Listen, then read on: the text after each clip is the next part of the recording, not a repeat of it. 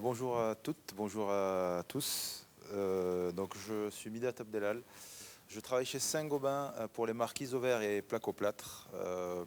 Donc ce que je vous propose, c'est de vous parler quand même 2 petites minutes du groupe Saint-Gobain. Ça doit quand même un petit peu vous parler. C'est un groupe français qui a 360 ans aujourd'hui et qui est toujours français. Donc Saint-Gobain travaille depuis un certain nombre d'années avec un plan stratégique très clair et une vision très claire. Donc c'est être le leader mondial de la construction durable. Donc cela amène au travers de toutes les business units du groupe à faire la promotion, la conception et la promotion de produits à caractère vertueux d'un point de vue éco-circularité, développement durable, etc., etc.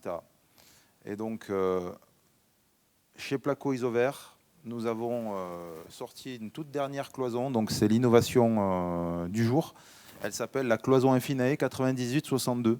C'est une cloison distributive composée de la manière suivante. Dans un premier temps, je vous fais un petit laïus sur effectivement les 3 défis majeurs sur lesquels on répond avec la mise en place de cette nouvelle cloison. Donc c'est bien évidemment la réduction des émissions de gaz à effet de serre, parce qu'on est continuellement à la recherche de la décarbonation de notre industrie. L'éco-circularité fait qu'aujourd'hui, effectivement, on est dans la préservation de nos ressources naturelles. Plutôt que d'aller capter du gypse dans les carrières, eh bien, en fait, on utilise les produits issus de la déconstruction pour les intégrer dans les process de fabrication et ainsi fabriquer des produits de mise en œuvre pour faire des cloisons, des produits finis.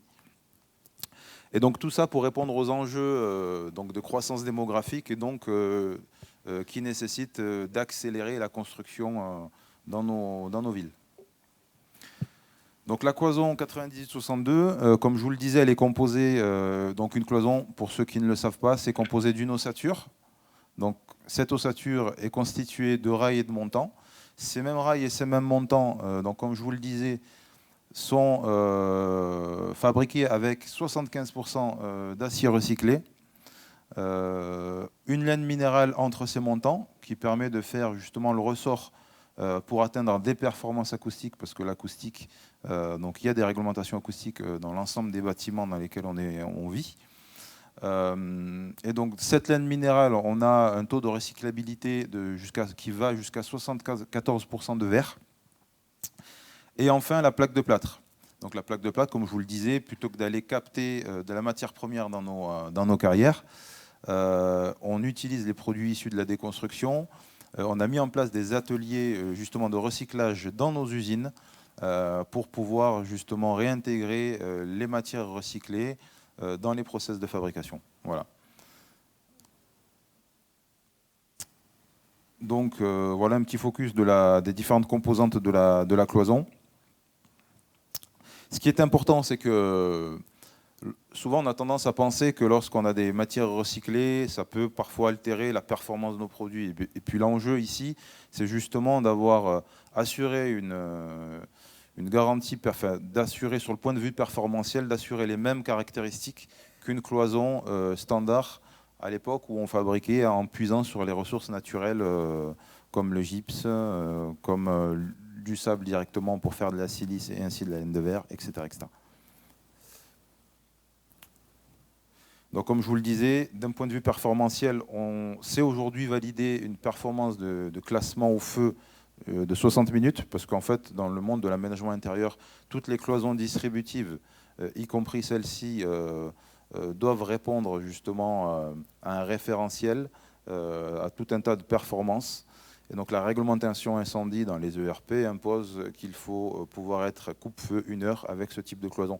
Et donc on a des PV de classement au feu avec cette nouvelle cloison. L'affaiblissement acoustique de la même manière, ce qui détermine l'acoustique dans les cloisons, c'est la masse apportée par les parements, donc les plaques de plâtre, le ressort assuré par la laine minérale, et donc le tout, une fois que c'est conçu et assemblé comme il faut, ça nous permet d'atteindre des affaiblissements acoustiques.